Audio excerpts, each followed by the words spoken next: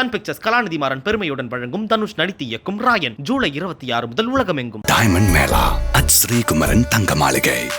Kanchipuram பச்சைய parcels, Chennai, Kanchipuram, Vellur, Tiruvannamalai.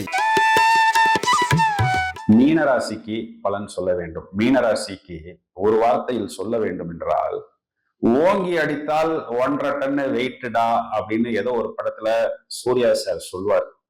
அதுபோல் ஒரு காலகட்டம் இது என்றுதான் நான் சொல்ல வேண்டும். ஏனென்றால் 3ஆம் இடம் என்று சொல்லக்கூடிய தைரிய, வீரிய, முயற்சி ஸ்தானத்தில் செவ்வாய் என்பது இங்கு 2ஆம் வீட்டுக்கு அதிபதி என்பது மட்டுமல்லாமல் பராக்கிரமத்தையும், வேகத்தையும், துடிப்பையும், ஆற்றலையும் கொடுக்கக்கூடியது.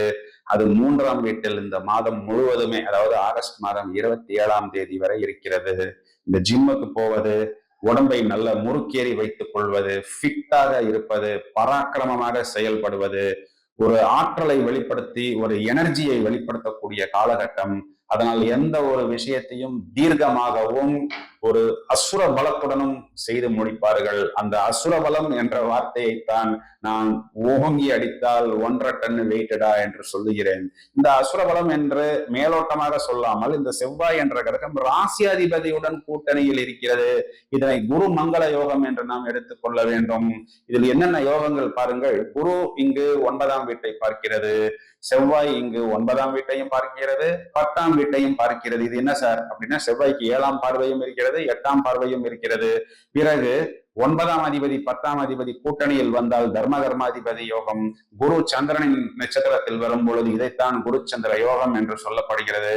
இதையும் தவிர 5ஆம் வீடு என்று சொல்லக்கூடிய புத்திரஸ்தானத்தில் புதன் என்ற கிரகம் வக்ரம் பெற்று இவர்களுக்கு இந்த மாதம் முழுவதுமே புதன் அங்கு சஞ்சாரம். 5ஆம் வீடு என்பது புத்திசாலித்தனத்தை குறிக்கக்கூடியது. புத்தியில் புதிதாக மின்னல் போல் இவர்களுக்கு வேகமான யோசனைகள் வந்து கொண்டே இருக்கும். 6ஆம் வீடு என்று சொல்லக்கூடிய சொந்த வீட்டில் சூரியன் இங்கு ஆட்சியாக இருக்கிறது. இந்த 6ஆம் வீடு என்பது 10க்கு 9ஆம் வீடாகவும் 9க்கு 10ஆம் வீடாகவும் நாம் எடுத்துக்கொள்ள வேண்டும். வேலையில், உத்தியோகத்தில் மேலும் வெற்றி பெறக்கூடிய அமைப்பு, அரசாங்கத்தில் உயர்நிலை பெறக்கூடிய அமைப்பு, ஒப்பந்தங்கள் பெறக்கூடிய அமைப்பு. 6ஆம் வீட்டில் சுக்கிரன், அதை மறந்து விட்டீர்களா என்று கேட்க வேண்டாம்.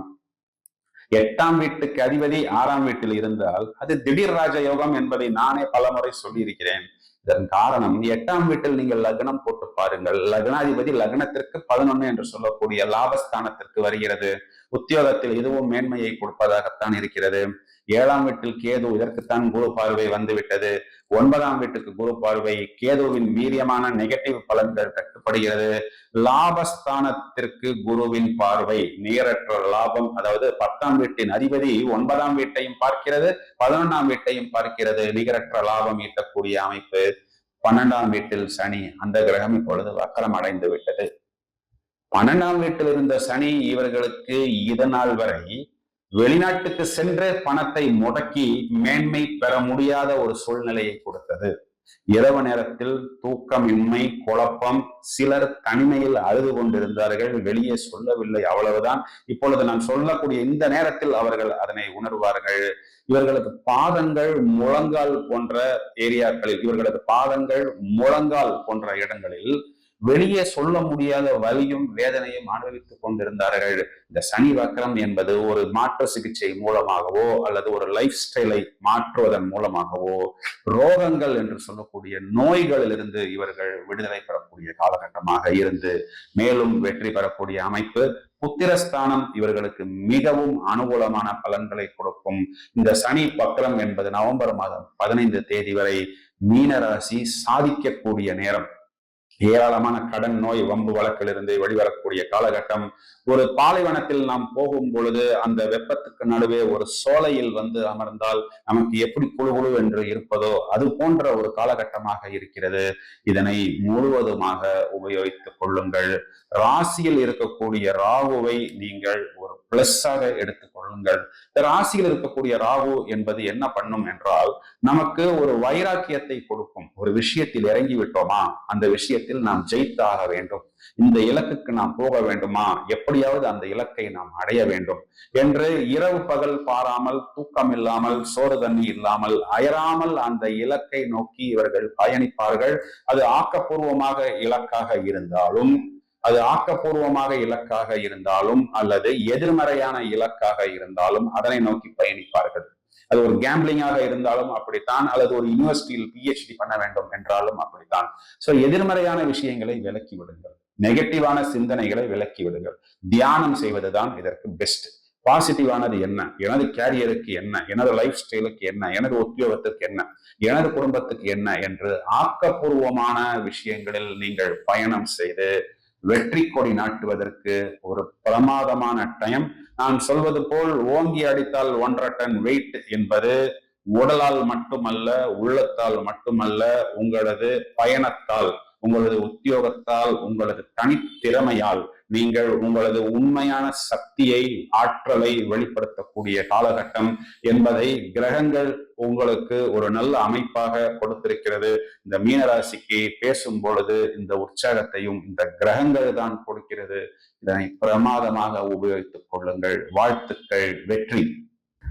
நண்பர்களே, நாம் பலன்களை மேலோட்டமாக ஜோதிட பலன்களாக இப்பொழுது நல்லா இருக்கு, இப்போ சுமாரா இருக்கு அப்படின்னு சொல்லாமல் கிரக நிலைகளையும் எடுத்து கூறி பலன்களை எடுத்து கூறுவது என்பது ஒரு உயர்நிலை புரிதல் ஏற்பட வேண்டும் என்பதற்காகத்தான் கோச்சார பலன்களுக்கு ஒரு பெரிய சப்போர்ட்டாக, ஒரு கோச்சார பலன்களை எடுத்து கொடுப்பதற்கு ஜாதகத்தில் ஜனனகால கிரக நிலைகளுக்கு உண்டான அந்த யோக திசைகளையும் நீங்கள் கவனமாக பார்த்து கொள்ள வேண்டும்.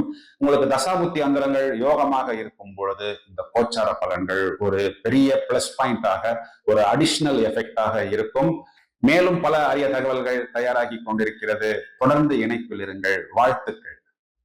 ஒரு தரம் சரவணபவா என்று உரைப்பவர் உளத்தினில் நினைத்ததெல்லாம் உடனே கைகூடும் என வேதங்கள் மொழியுதே.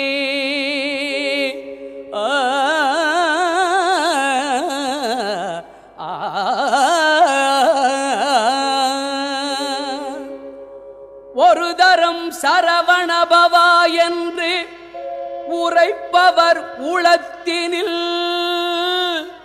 நினைத்ததெல்லாம்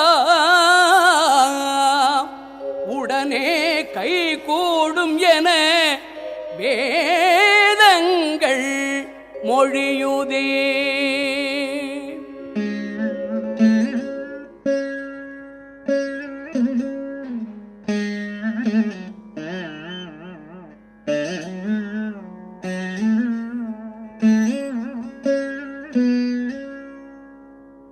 உண்மையறிவான பொருளே,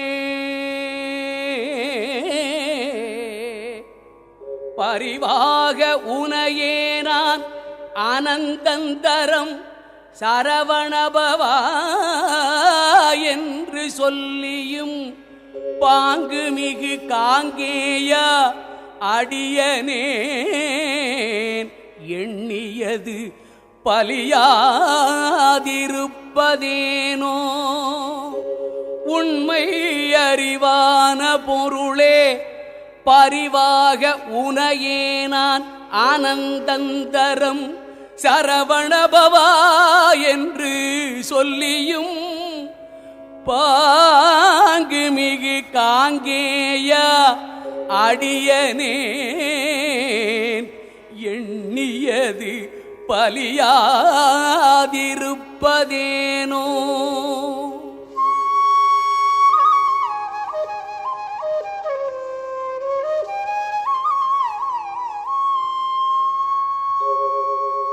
குருபரா முருகையா கந்தா கடம்பா சொல் குமரா குகா ஷண்முகா கோலாகல வெற்றி வடிவேலா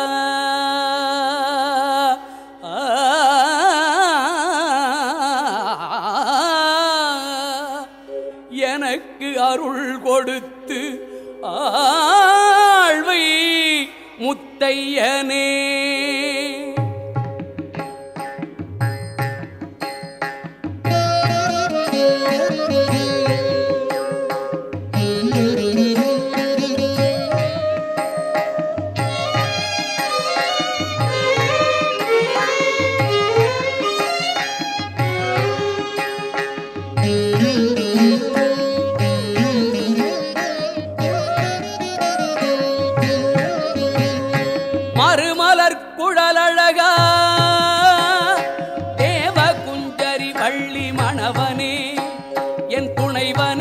வண்ணமயில் வாகனா பொன்னேரகப்பதியில் வளர் சுவாமிநாத குருவே மறுமலர் சன் பிக்சர்ஸ் கலாநிதி மாறன் பெருமையுடன் வழங்கும் தனுஷ் நடித்து இயக்கும் ராயன் ஜூலை 26 முதல் உலகமெங்கும். டைமண்ட் மேளா அட் ஸ்ரீகுமரன் தங்க மாளிகை. காஞ்சிபுரம் பச்சையப்பா சில்க்ஸ், சென்னை, காஞ்சிபுரம், வெள்ளூர், திருவண்ணாமலை.